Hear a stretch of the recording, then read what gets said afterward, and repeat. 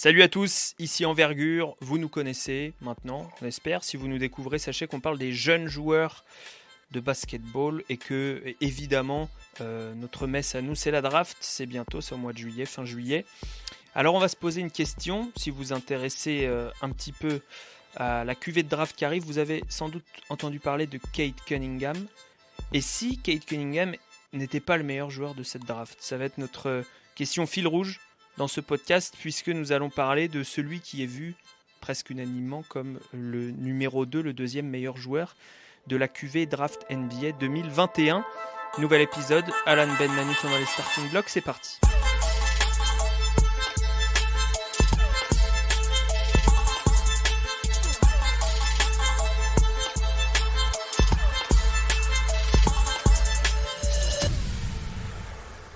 Comment ça va, messieurs? Ça va très bien, toi? Parfaitement bien. Très très bien. Très très La bien. draft se rapproche, là, c'est la... On attend la loterie. La loterie ce soir, là. Ah, on enregistre demain, le 21 juin. Le podcast sortira le 23, donc la loterie sera déjà passée. Ça va pas changer énormément de choses à nos podcasts du soir. En tout cas, on va faire en sorte que, toujours est-il que là, voilà, il y a le G-League Combine, ou je sais pas comment il l'appelle, le G-League Camp. Ensuite, il y a la loterie. Ensuite, il y a le NBA Combine. Et ensuite, il y a la draft un mois plus tard, 29 juillet. On va être là tout au long de ces rendez-vous. On vous conseille pour ce podcast d'ouvrir le site Envergure. Vous pouvez aller voir notre dernier big board, c'est-à-dire le classement des joueurs qu'on pense être les meilleurs dans l'ordre, évidemment, de la prochaine QV. Et puis la fiche d'Evan Mobley. Vous aurez ses stats, ses mensurations et le Scouting Report écrit par Benoît Lelièvre, ici présent. Ben, j'aimerais que tu me parles déjà de la vie, de l'œuvre d'Evan Mobley avant de parler de son jeu. Ben, Evan Mobley, déjà là, c'est un fils de joueur. Papa Mobley a joué un peu en NBA, mais surtout en Europe. Donc, on parle ici d'un joueur qui a grandi un peu dans le giron du sport avec son frère aussi, Isaiah, qu'on oublie. Est-ce qu'il est candidat à la draft cette année, Isaiah? Oui, il est candidat, Isaiah. Il a un an de plus, ça? Mais il ne s'est pas pris un agent, hein? Il s'est laissé le choix de revenir pour l'instant, ouais. Ouais, c'est ce que je croyais. Ça fait très, très longtemps qu'Evan Mobley est réputé, est un peu discuté par les sbires du futur de la NBA. Je crois que moi, je l'ai entendu parler de lui la première fois, il devait avoir 13 ou 14 ans. C'est un joueur qui a un parcours quand même très intéressant parce que jusqu'à l'année dernière, je vous dirais que personnellement, je ne le voyais pas vraiment avec lui. C'est le genre de joueur qui se contentait de finir par-dessus tout le monde à l'école, qui trottait de gauche à droite sur le terrain. Mais cette année, on l'a forcé à jouer au basket. Puis on a vu, on en discutera plus tard, plus en détail dans le podcast, on a vu de bien belles choses, mais surtout des développements très rapides, une très belle amélioration. Manu, au niveau du parcours high school et AU, enfin pré-NCAA, puisqu'il jouait à USC donc cette année, Southern California. Est-ce que il est passé par des gros lycées, etc. Qu'est-ce que tu peux nous dire là-dessus? Non, pas de gros lycée à ma connaissance. Moi, je l'avais regardé. Non, c'est le lycée de son quartier, quoi. Il a pas fait la prep school comme d'autres ont pu faire ou vont faire. Oui, le Rancho Christian School, ça. Exactement. Je vois ça. C'est un jeune homme très chrétien, hein, je dois ajouter. Je pense que c'est un choix spirituel. Ok, c'est intéressant. Donc très attaché à sa communauté. Il est de Californie, Ben? Oui, il vient d'un petit endroit en Californie qui s'appelle Murrieta, je crois qu'il est une banlieue de Santa Monica, si je ne m'abuse. Donc il n'est pas parti très loin, hein. Mm-hmm. Que ce soit pour le high school, pardon, ou pour la fac. Donc USC cette saison, je vais vous donner rapidement des stats brutes, même si je rappelle, vous pouvez les avoir sous les yeux sur notre site. 16 points de moyenne, presque 9 rebonds, plus de 2 passes décisives, un peu plus de passes décisives que de balles perdues d'ailleurs, quasiment 3 contres de moyenne. Et surtout, ce qui est intéressant toujours, ce sont les pourcentages, hein, puisque même s'il jouait 34 minutes par match, donc c'est pas mal, mais pour les stats avancées, c'est plus intéressant. Donc il a quasiment 9% de contre, ça veut dire que quand il était sur le terrain, il compterait 9 tirs adverses sur 100, quasiment. Donc ce qui est beaucoup. Les élites sont à 10, mais c'est vraiment les élites. On parle de Anthony Davis, etc. 9%, c'est pas mal. Et sinon, rebondeur plutôt correct plus, surtout rebond offensif, bon passeur, pas trop de balles perdues, et un taux d'usage, puisque ça c'est intéressant aussi, qui est pas extrêmement haut. On va en parler d'ailleurs avec Alan, comment il était utilisé à USC avant de parler de ses qualités, ses défauts. Mal, mais c'est parce que c'est USC. Mais Tu vois, toi, donc tu c'est un voudrais que tout le intérieur. monde soit exposé en G-League comme ça, avec les points forts. Non, même pas, tu vois, mais j'aimerais qu'il y ait au moins un minimum de gars qui peuvent servir sur un pick and pop, quoi. Hmm. Ce qui n'a pas été le cas. Ce qui a été assez peu le cas cette année à USC. Mais c'était un peu comme ce qui se passait l'an passé avec Onyeka Okongwu. En fait, c'est des intérieurs qui ont besoin de Alors, Okongwu bien plus que Mobley, mais Mobley quand même, parce que en 2021, les jeux les plus simples pour qu'un intérieur puisse peser, c'est quand même sur du pick and roll, et donc pas sur du pick and pop ou alors sur de l'attaque de cercle posage d'écran. Il faut quand même une bonne passe ou un extérieur qui joue positivement le pick and roll, et c'est vrai qu'à USC, c'était pas tellement le cas. Donc il était utilisé offensivement. On lui demandait de faire pas mal de choses, et ça au moins c'était intéressant parce qu'on l'a vu dribbler, on l'a vu poster, on l'a vu shooter un petit peu quand on l'a pu, même si j'aurais aimé le voir plus. On l'a vu faire pas toutes les choses qui font qu'aujourd'hui Evan Mobley est présenté comme le deuxième meilleur joueur de cette draft. Donc comme c'est un intérieur, si aujourd'hui il est présenté comme le deuxième meilleur joueur de la draft, c'est parce que il a montré une capacité et une diversité offensive de grande envergure. C'est-à-dire qu'il a été capable de poser des écrans, tirer, passer, dribbler. Ce qui, à son âge, à sa taille, reste quand même super impressionnant. Défensivement, Alan, il y a pas mal de zones USC dans ma tête. Ouais, exactement. Il n'était pas il était jamais très loin du cercle, on va dire. Non, jamais très loin du cercle. Moi, j'ai un point noir, c'est le rebond. Même si les stats sont pas atroces, mais Il rattrape avec le rebond offensif, on va dire, mais c'est vrai que les stats de ouais, rebond défensif sont pas du tout excellentes pour un joueur de sa ouais. taille. Le stade de rebond, voilà, c'est ça, sur le rebond défensif, il se faisait un peu tanguer souvent. C'est pas tellement une question de lecture ou une question de euh, comment on appelle ça, de Timing. verticalité, ouais c'est ça, ou de lecture, de réponse à une lecture. C'est plus que même contre des intérieurs plus petits mais plus puissants, ou contre des intérieurs de sa taille donc plus puissants, il se faisait souvent prendre les rebonds un peu dessus. Mais ça, c'est plus lié à un développement physique et surtout musculaire qui va se faire dans les prochaines années, je pense.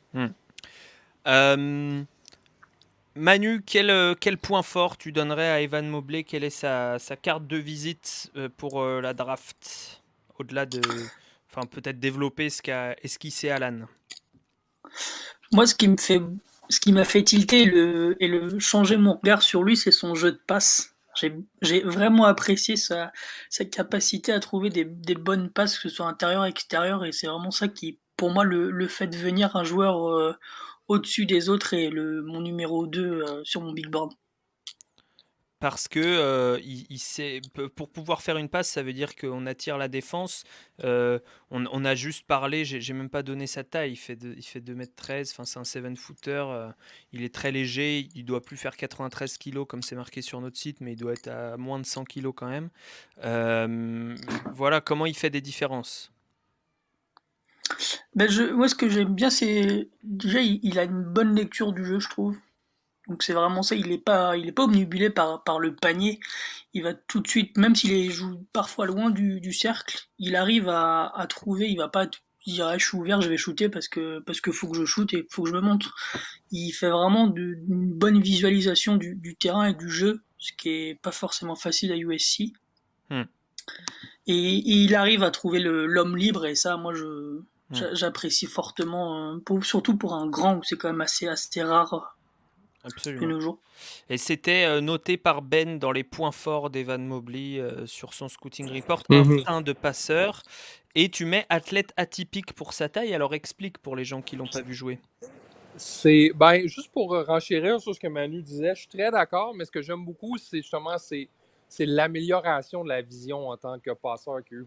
Parce qu'au début de la saison, il paniquait un peu, il recevait la prise à deux, puis ils essayaient de se débarrasser du ballon. Mais plus la saison avançait, plus il a pris ses aises sous la pression défensive, puis il était capable justement de se démarquer en passant au périmètre. Ça, c'est vraiment un aspect chez lui qui m'a beaucoup plu aussi. Mais athlète atypique, c'est parce que c'est quelqu'un qui a des proportions énormes, qui a des proportions absolument énormes. Il est très grand, il est très, très long aussi. Donc, il couvre vraiment beaucoup de terrain pour quelqu'un, même pour quelqu'un de sa taille.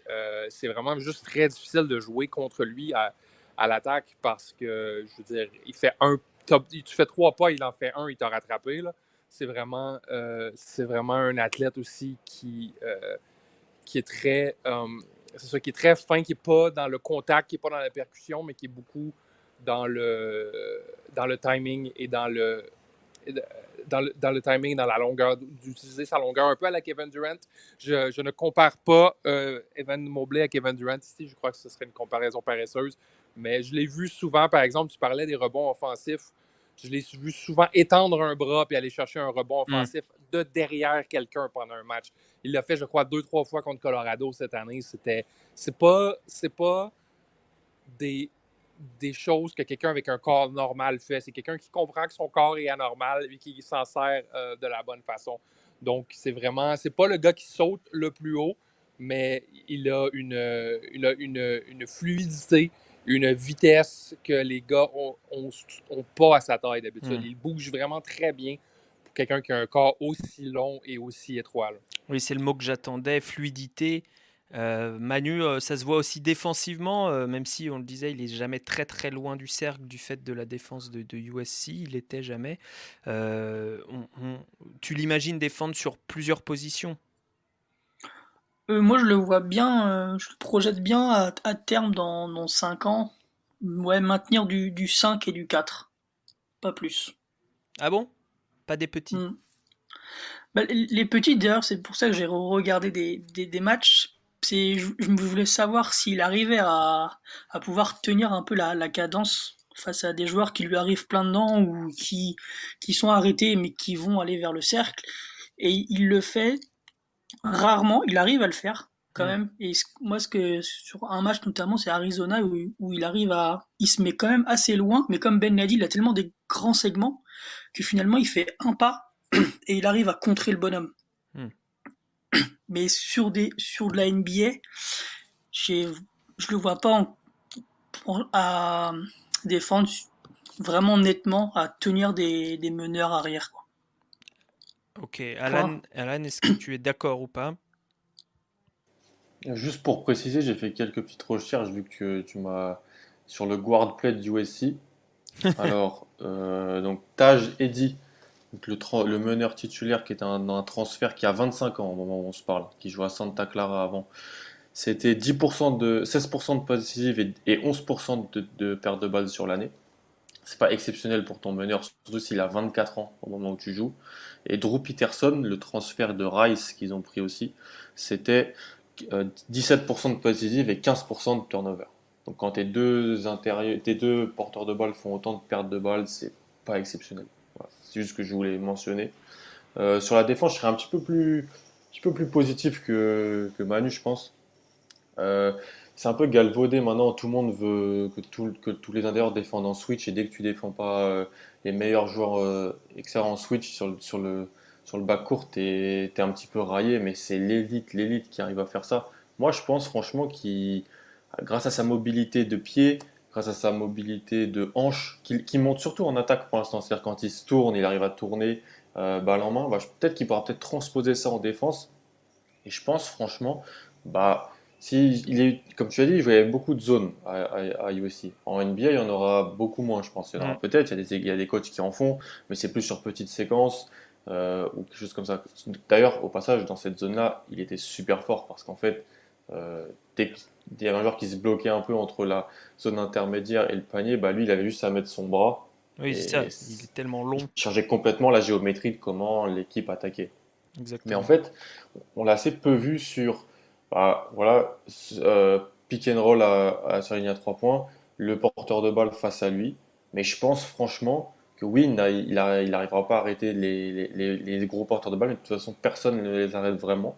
Mais je pense que franchement, quand il se retrouvera peut-être face à des 3 ou face à des 3-4, euh, je pense qu'il pourra vraiment faire un bon travail là-dessus et qu'il pourra bah, du moins protéger le cercle, ce qui est ce qu'on lui demande quand Mm. il y a ce genre de situation. Parce qu'après, contester sur un step back ou sur un joueur qui fait 1m80, entre 1 mètre, moins de 2 mètres et qui a un handle de fou, c'est trop compliqué.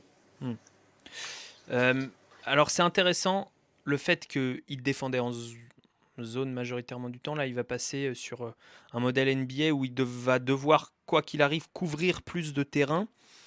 Et il y avait une remarque assez constante de la part de Hugues, de notre data team, qui disait que Evan Mobley, qui avait des doutes sur Evan Mobley, pas du fait de son skill set qui est très complet, mais du fait de son moteur. Ben, je te pose la question à toi. Est-ce que tu trouves que bah, pas il s'essouffle vite, mais voilà, il manque de coffre. Ouais, jusqu'à un certain point, je m'en fais pas trop avec ça parce que je crois qu'il y a une question de contexte ici qui va changer immédiatement en NBA. Je crois que c'est pas un joueur qui est fait pour être utilisé comme on l'utilisait à USC, là. C'est pas, on l'a vu au post-up. Je veux dire, la seule chose qu'il sait bien faire au post-up, c'est lancer, c'est passer le ballon, là. Mais non, côté moteur, moi, tu vois, côté désir, côté côté poussé au travers de la douleur. Je crois que je crois beaucoup en les grands joueurs de CP qui sont minces parce que les blessures viennent plus tard dans ce cas-là, c'est-à-dire les blessures aux pieds, les blessures aux genoux, comme ça, ils sont plus facilement épargnés Hmm. de ça. Puis le reste, je crois que c'est une question de contexte, là. Je crois que si on. Evan Mobley a un tir qui projette potentiellement comme être un tir de 3 points en NBA. Puis si on développe ce côté-là d'Evan Mobley, c'est là qu'on a un joueur extrêmement payant en NBA. C'est pas en le faisant, en l'utilisant comme rim runner ou comme gros à l'intérieur qu'on va gagner, qui va nous faire gagner beaucoup de matchs. Hmm. On passera sur son utilisation après, mais c'est bien que tu parles du shoot, Manu. Que penses-tu de son tir? Qu'est-ce qui te plaît pas, qu'est-ce qui te plaît et comment tu le vois évoluer? Moi j'aime beaucoup. J'aime beaucoup le tir. C'est un tir qui part d'assez haut, Hmm. que difficilement contrable, même par des pivots. Mais ça me choque. Il y a rien qui me choque de trop dans ce qu'il fait. Ouais. Franchement, moi j'aime beaucoup. C'est un peu, pour vous faire une image des ceux qui l'ont pas vu, c'est une forme un peu comme Garnett qui part un peu au-dessus de la tête et qui revient comme ça. Donc c'est complètement contrable pour des hommes comme nous.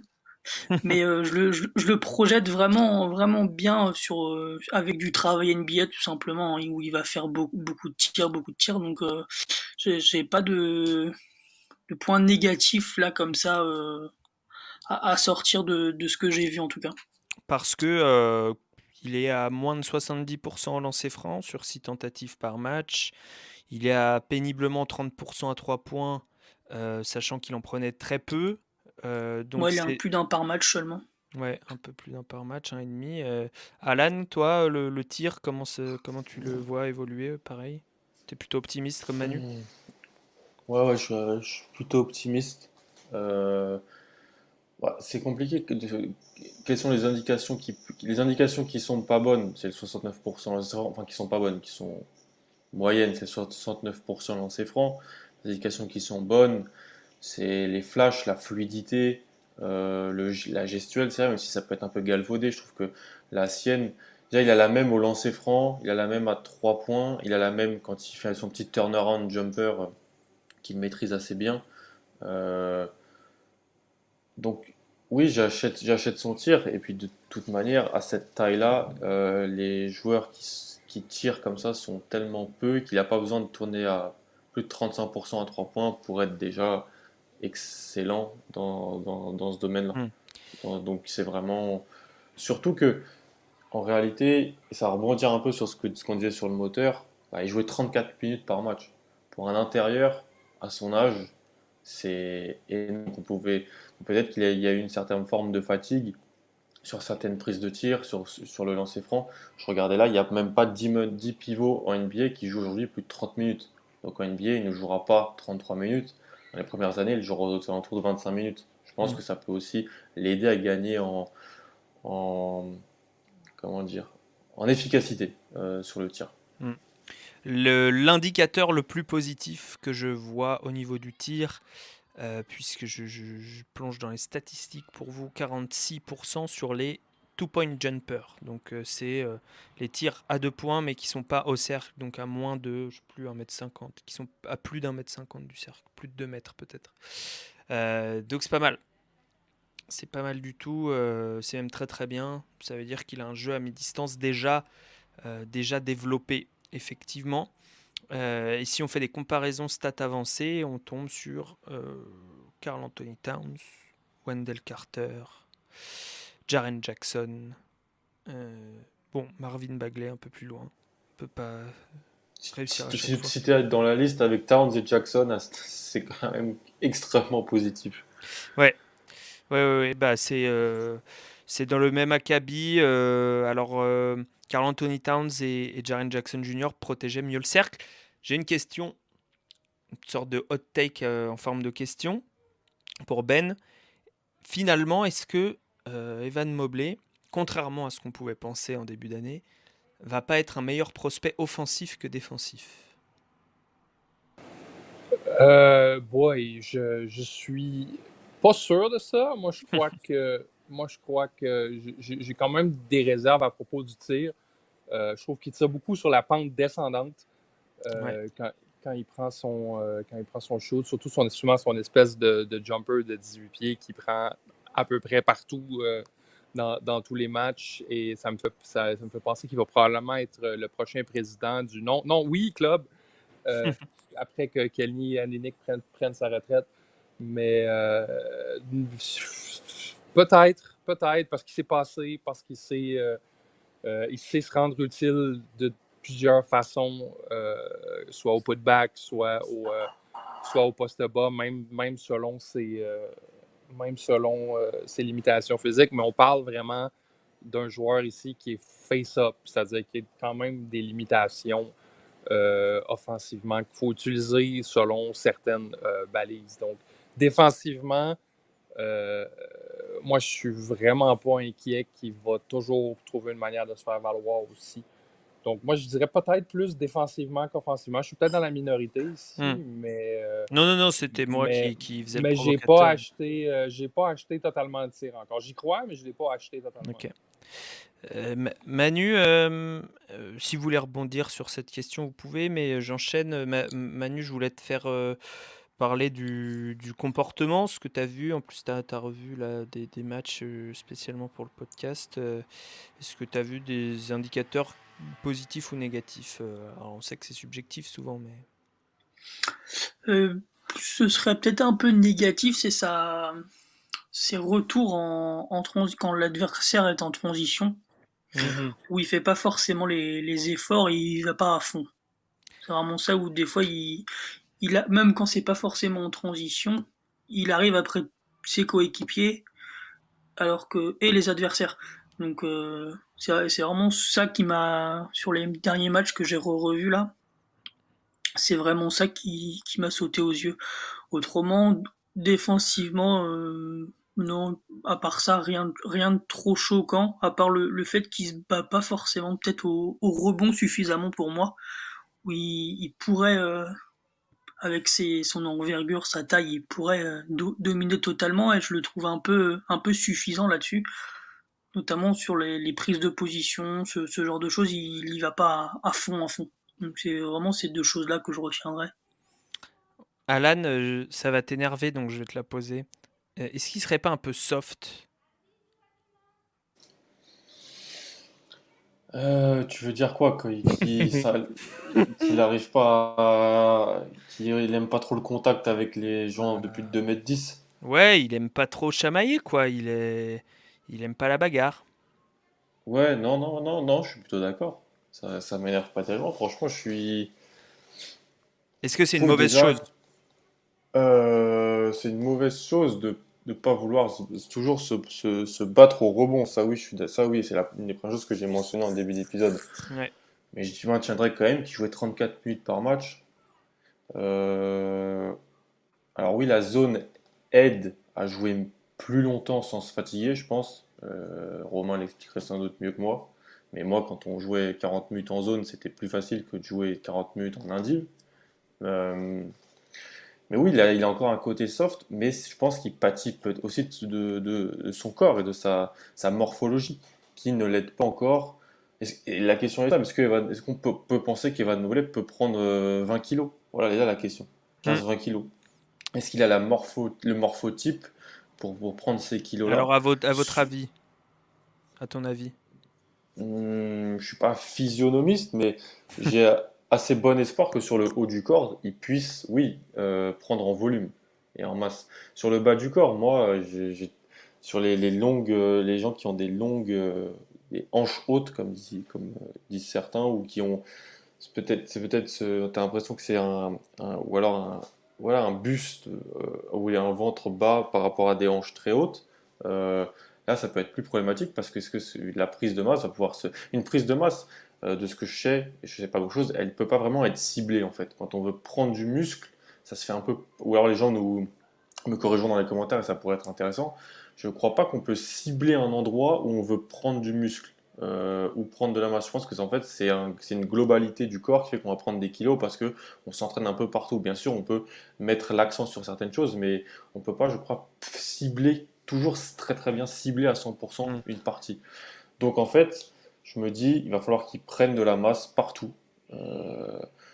Il a Est-ce que 20 ans, ça risque pas de polluer cette fluidité ça peut qui... polluer sa fluidité offensive, ça ne la pollue pas chez un Anthony Davis, mais Anthony Davis est une licorne, est un joueur Hmm. qui n'arrive qu'une seule fois dans l'histoire de la NBA. Il Donc, était plus formé déjà à Kentucky. ouais, Tu voyais. qui Plus était plus large formé. d'épaule, hein.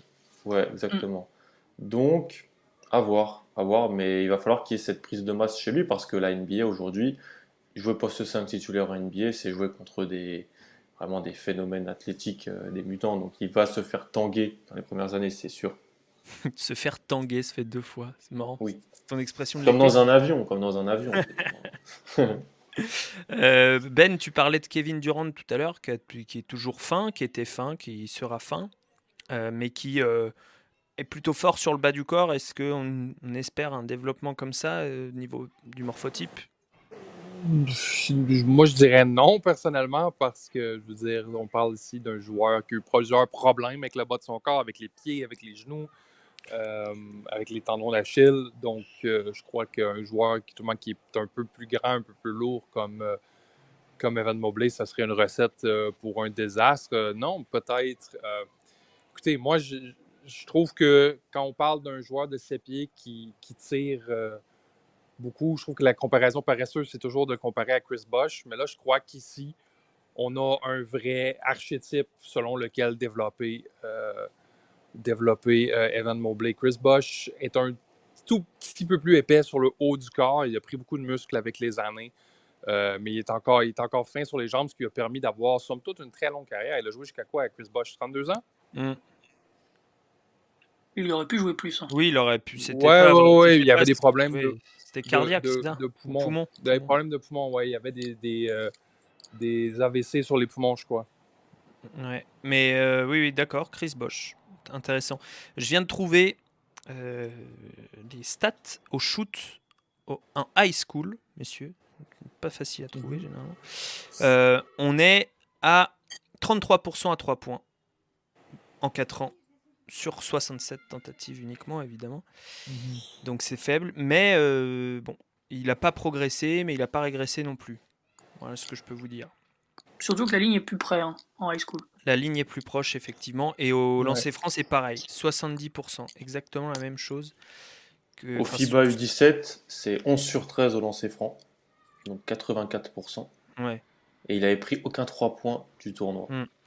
Là, au lancer franc, c'est intéressant parce que 264 tentés, c'est pas mal en high school et 69%, pareil. Donc, relativement peu de progression quand même pour amener de l'eau au moulin de Ben, qui était encore un peu sceptique sur le tir de Monsieur Mobley. Je crois que je me demande si Romain l'était pas non plus.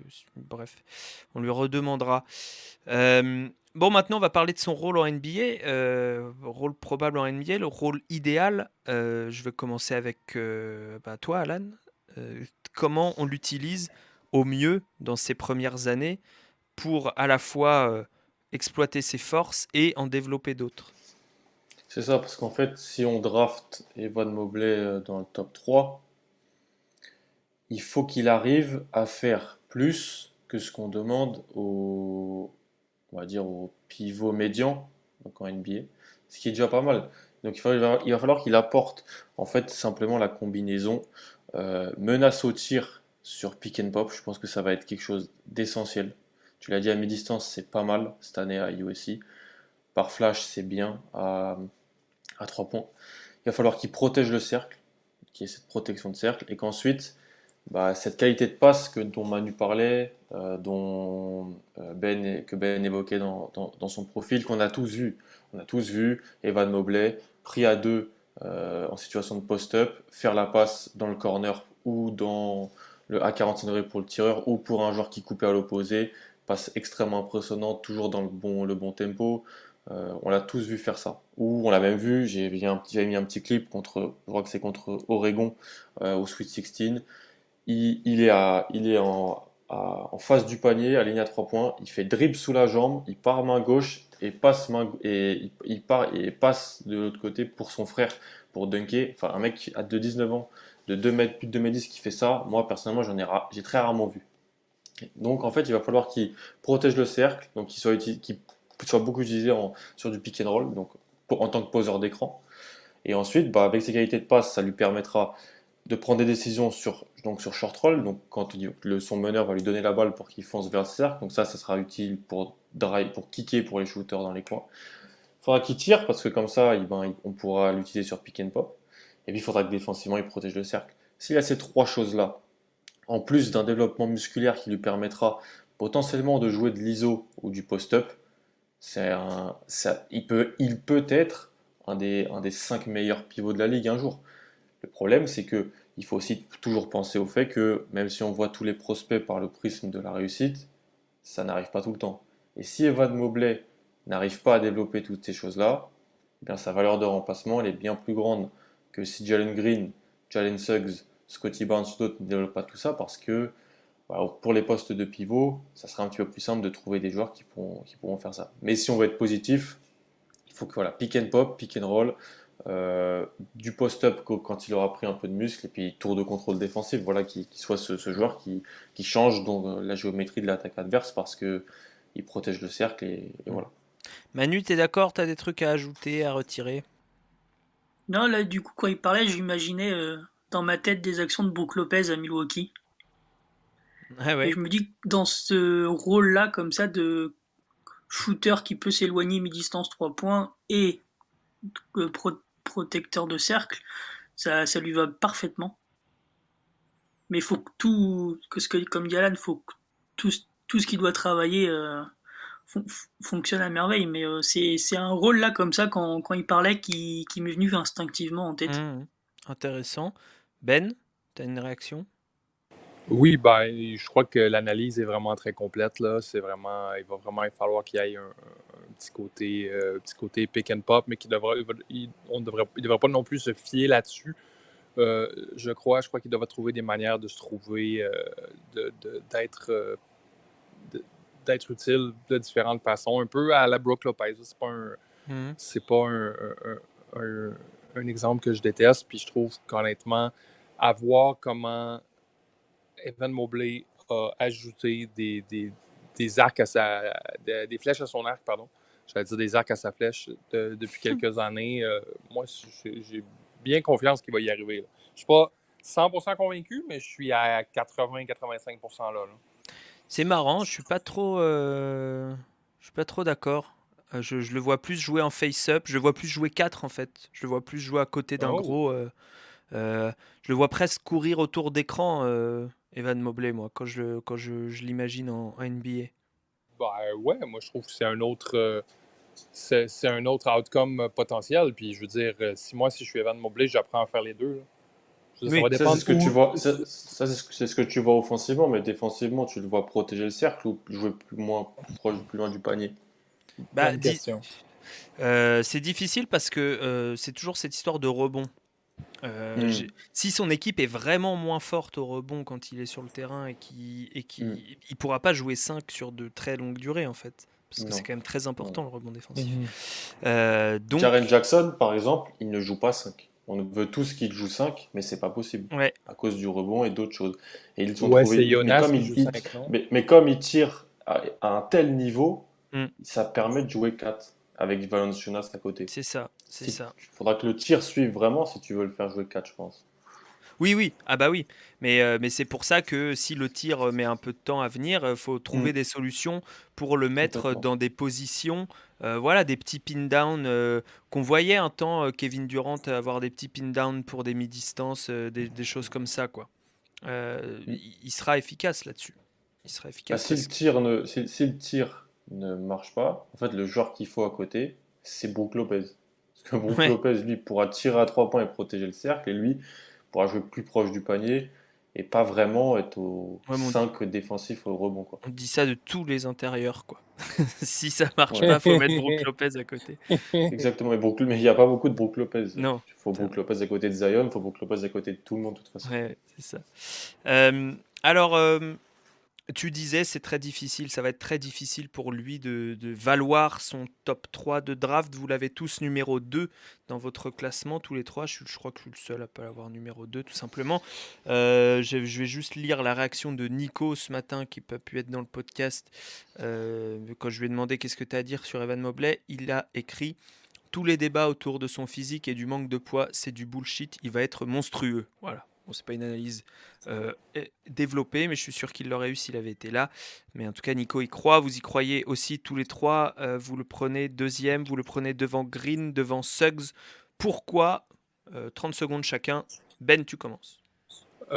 Parce qu'il y a plusieurs équipes à qui il manque un joueur comme ça en bas de la draft. On pense à Houston, on pense à Détroit qui a souffert plusieurs années d'Andre Drummond. Je crois que s'il y a moins de joueurs de cette qualité-là, à cette taille-là, que Jalen Green. C'est très serré pour moi, mais je veux dire, si je suis un Détroit, si je suis un Houston, si je suis un je sais plus trop qui, là, peut-être pas Minnesota, je crois que moi, je vais pour Mobley. C'est même pas une deuxième considération. Manu. Parce qu'il y a trop de belles choses à travailler. Potentiellement, il peut quasiment tout faire. Et pour moi, c'est vraiment le truc qui fait que. En fait, même s'il oublie une chose, il va travailler sur 4 autres. Et même ça va le rendre incroyable. Et bon, après, c'est que du potentiel. C'est pile ou face, plus ou moins. Mais pour moi, il y a trop de belles choses à travailler. Et ça peut devenir un produit monstrueux. Alan. Moi, je pense qu'en fait, avant le jour de la draft, j'aurais Green devant, personnellement. Je commence de plus en plus à être de ce côté-là, parce que le guard play d'un Jalen Green, potentiellement, ça peut être incroyable pour une attaque NBA, je pense. Mais Evan Mobley devant Suggs, devant Kuminga, devant Barnes, devant tous les autres, parce que, et pour une fois, c'est rare pour moi avec un intérieur, mais parce qu'en fait, il a potentiellement tout. Il n'y a pas un truc où il a donc potentiellement la protection de cercle, la défense sur les plus petits si tout va bien. Il a le tir, la passe, le dribble. Voilà, ces 5 choses-là qui font qu'il faut le club des 5 en quelque sorte, qui font que je peux sélectionner un intérieur dans le top 5, ce que n'avait pas Wiseman, ce que n'avait pas Ayton selon moi, donc que j'aurais pas pris à cette place-là, et donc ce cas potentiellement Evan Mobley. On est que sur du potentiel, il a 20 ans, mais potentiellement il a ces 5 choses-là. C'est vrai qu'il a pile 20 ans, j'ai oublié de mentionner, il est 2001. Est-ce que vous l'avez, un d'entre vous l'a envisagé dans le même tiers que Kate Cunningham? Non. Non, Non. non. Vraiment pas. Parce que c'est trop incertain? Ou est-ce que c'est une question de niveau plancher ou de niveau potentiel? De position pour moi. Oui, de valeur par rapport à la position. Je crois que Kate Cunningham est le type de joueur le plus recherché. Puis je sais déjà que tout ce qu'il a besoin de faire, il le fait bien. Très bien. Voulez-vous ajouter quelque chose sur le dossier Evan Mobley qu'on aurait oublié? Alan d'abord. Il n'y a pas le. Je crois il y a moins qu'un Cunningham, il y a quelques petits pépins de santé, je crois. Ah, Je me rappelle que quand il avait été au tournoi U19 avec Kate, Green, Suggs et tout, lui, il n'a pas joué de la compète alors qu'il était là, hein. Mais je crois que c'est parce qu'il y avait des petits soucis de blessure. Je crois qu'il a été aussi peut-être un peu blessé une de ses dernières années de lycée. Donc oui, ça il a reste à pas fait la surveiller, saison même si- senior en entier, ouais, exactement. C'est ça. Ça reste à surveiller quand même, surtout pour un grand. Mais il n'y a eu aucune blessure et pas de pépin sur l'année freshman à USC, ça par contre. Oui, effectivement. Manu, quelque chose à ajouter ou pas? Nope. Carte blanche, non. Et Ben? Non. Non. Non, je pense qu'on a pas mal fait le tour de ce joueur-là. Je crois qu'il y a plusieurs.